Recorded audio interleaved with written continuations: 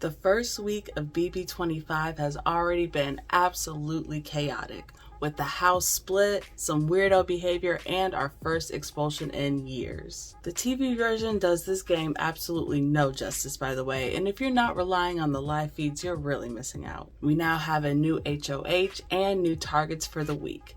There is so much to talk about, y'all. If you haven't already subscribed, make sure you hit the subscribe button below just so you can stay tuned as I do live feed recaps all season long. Now, let's get started. So, as we know, Kirsten just became the first person voted out this season. During her exit interview, we saw Julie reveal the twist about Jared and Cirie's relationship. Cirie is Jared's mother. Oh. So it's safe to say there's not going to be any battle backs, at least not this early in the game. We also saw Luke expelled from the game for using racial slurs, making him the first person to be expelled from BB in years. But that's okay because he wasn't really playing the game or adding much to it. He was really just giving us nothing. All in all, there are 15 players left standing as we head into week 2. So the house guests all go off to compete in week 2's HOH on Thursday, and when the feeds come back on, we see that Hisam is our next HOH. This is obviously great news for him and for everybody else in the Professor Alliance. On the other hand, everybody on the opposite side of the house, aka family style, should be feeling pretty nervous right now. After all, they have been saying Hisam's name as a possible target last week, and Hisam knows it too. Well, I definitely know that all of them, like, when I watch them, they're all like there's like a little bit of contempt that I want. Yeah. Right? And I think that they were hoping that Jared would win. Yes. Even when you were talking about the HOH and sharing the HOH, Cameron was stone-faced when you were explaining the win. He was stone-faced. He is not happy at all. Yeah. He is not happy because he is the main one that was floating around. Hisam. And now he's regretting that. Now, within family style, which is barely even together as it stands, there lies a smaller alliance called the Handful. This is really the core of the group and the bigger threat to Hisam. They know that somebody from their side is going to be targeted, but they'd rather sacrifice Cory and America because they see them as expendable. So, like, if there were 2 people that he would have to put up, I mean, we're thinking that Cory's probably going to be his target, and America might go up next to him. So we're saying that our best bet is having Cory up there. And so somehow we need to make that happen. How rude. See, it's that type of behavior that makes everybody want to deflect from y'all alliance in the first place. Hisam, of course, is very direct. He's a straight shooter and he does not take any bullshit. Right off the bat, he pretty much knows exactly who he wants his targets to be and why. But what I will say is that, like, Reilly is my number 1. Right? Reilly is my number 1. But backdoor her ass. Right, so it's like, and like Cameron isn't far behind her, nor is Matt. Like the 3 of them, like, are all, like, my 3 are Cameron, Matt, and Reilly. Right. Yeah, I think that we might be able to put the 2 of them up together because we'll say, like, Cameron and Reilly still maintain a very close relationship. Right. I just have to talk to Red about it. Cameron, he's just a pawn. Right. Like, I have to talk to.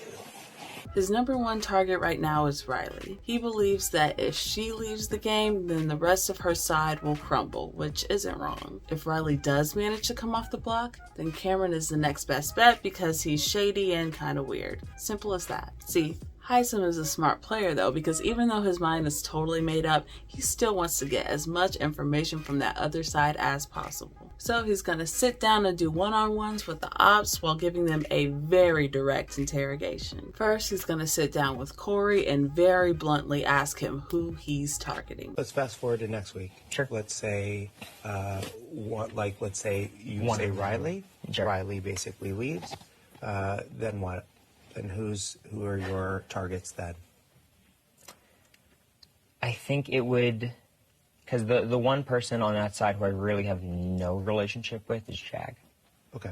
I just know that, like, if he gets far enough, it's going to be really hard to remove him Sure. from this game. I think Cory does a pretty good job in this conversation, especially considering the fact that Hisam pretty much hates him. He answers all the questions pretty directly and doesn't beat around the bush, which I'm sure Hisam really appreciated. Later on, Hisam is going to sit down with Cameron, who is very much a prime target. Again, Hisam is pretty direct here and pretty much tells Cameron that he can't be trusted. He also tells him that Reilly is pretty much the reason why he's going on the block in the first place, which I'm sure was super heartbreaking to Cameron because that was like the last thing in the world he ever wanted to hear. I'm considering putting you and Reilly next to each other. Oh my God. Right? And the reason I'm considering, so you know why I'm thinking it, right?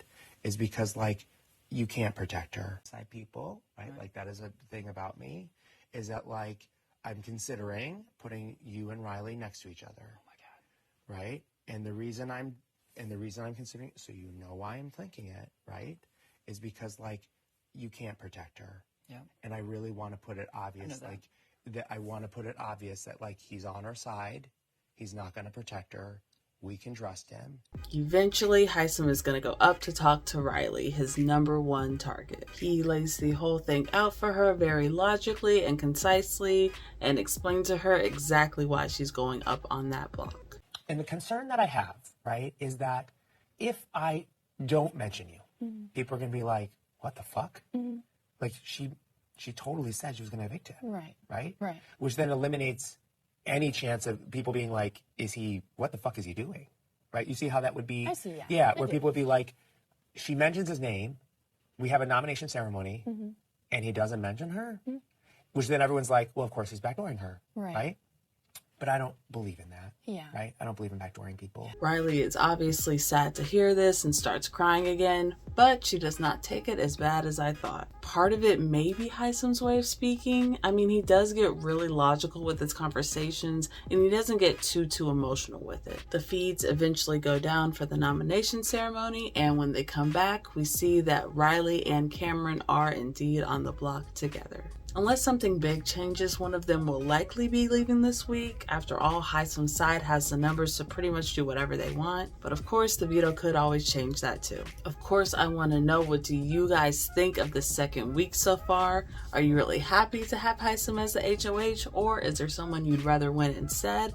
Let me know in the comments below. I am excited for Hisam to be the HOH, but the only thing I'm a little bit hesitant on is how direct he is. Because he's so straightforward, I'm afraid that this week might be a little straightforward and not as chaotic as last week. But you know what? After the absolute craziness of last week, we all probably need a break anyway. Once again, don't forget to hit the subscribe button below if you have not already, as I will be here all season long doing live feed recaps. Of course, I'll be back to update you guys if anything else big happens, but until next time, bye.